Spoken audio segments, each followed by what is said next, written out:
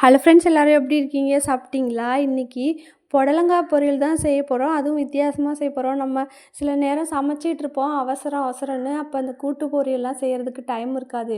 டக்குன்னு நம்ம செஞ்சிடணும். இந்த மாதிரி மெத்தடை ஃபாலோ பண்ணி பாருங்கள். நான் புடலங்காய் எடுத்து கழுவிட்டு க்ளீன் பண்ணிவிட்டு வச்சுருக்கேன். உள்ளே உள்ள விதையெல்லாம் எடுத்து வச்சுக்கலாம். இதை பொடியாக கட் பண்ணதுக்கப்புறமா ஒரு இட்லி பாத்திரத்தில் 2 டேபிள் ஸ்பூன் கடலை பருப்பு கீழே தண்ணி ஊற்றி சேர்த்துக்கலாம். அதுக்கப்புறமா மேலே மூடி போட்டுட்டு நம்ம இட்லி தட்டுக்கு மேலே நம்ம கட் பண்ணி வச்சுருக்க வெஜிடபிள்லாம் வச்சுக்கலாம். வச்சதுக்கப்புறமா நமக்கு தேவைப்பட்டுச்சுன்னா கொஞ்சமாக தண்ணியில் உப்பு கரைச்சிட்டு இது மேலே நல்லா தெளிச்சிக்கலாம். அதுக்கப்புறமா மூடி போட்டு ஒரு 5 நிமிஷம் வச்சிங்கன்னா போதும். டக்குன்னு இது வெந்து வந்துடும். இது நல்லா வெந்து வந்ததுக்கப்புறமா நம்ம அடியில் வச்சுருந்த கடலைப்பருப்பும் வெந்திருக்கும். அதுக்கப்புறம் எல்லாத்தையும் இது கூட சேர்த்துக்கலாம்.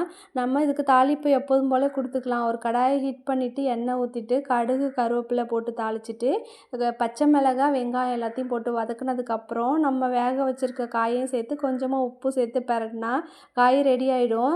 அவசரம்னு கிளம்புற நேரம் இந்த மாதிரி எப்போவாது ட்ரை பண்ணி பாருங்கள். இது கலர் மாறாமலும் சூப்பராக இருக்கும், டேஸ்ட்டாகவும் இருக்கும். கடைசியில் நம்ம தேங்காய் துருவல் சேர்த்து இறக்கிக்கலாம். வீடியோ பிடிச்சிருந்தா லைக் பண்ணி சப்ஸ்கிரைப் பண்ணிக்கோங்க. லைக் பண்ணுங்கள், மறக்காம சப்ஸ்கிரைப் பண்ணுங்கள்.